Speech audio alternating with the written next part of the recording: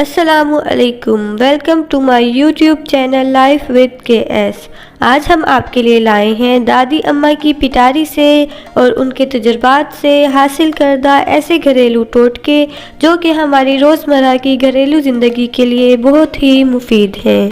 अदरक का रस और घी मिलाकर पीने से कमर का दर्द ठीक हो जाता है। सौंफ का पानी पीने से हाजमा दुरुस्त रहता है और जिस्म अंदरूनी तौर पर ठंडा रहता है। कीनू के छिलके के पाउडर में थोड़ा सा नमक और पानी मिलाकर दांत साफ किए जाएं तो दांत बिल्कुल सफ़ेद हो जाते हैं।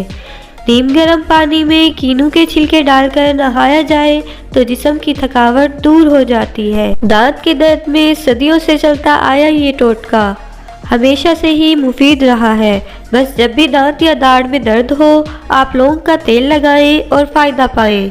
खालिश शहद में हल्दी मिलाकर पीने से जोड़ों के दर्द को आराम आ जाता है।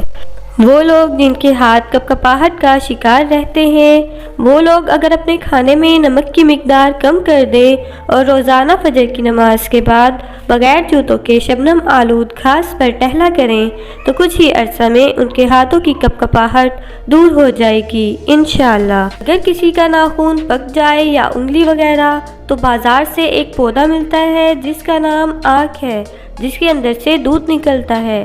रुई के साथ वो दूध पके नाखून पर लगा लें, ठीक हो जाएगा इंशाअल्लाह। मछली को तलते वक्त अगर थोड़ी सी अजवाइन घी में शामिल कर लें तो मछली की बू खुद ब खुद ख़त्म हो जाएगी और जायका भी अच्छा होगा।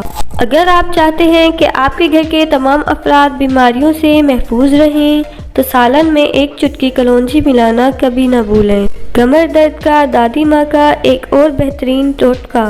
अगर आपकी कमर में दर्द रहता हो तो दाल माश अच्छी तरह साफ़ करके धो लें और सुखाकर पीस लें।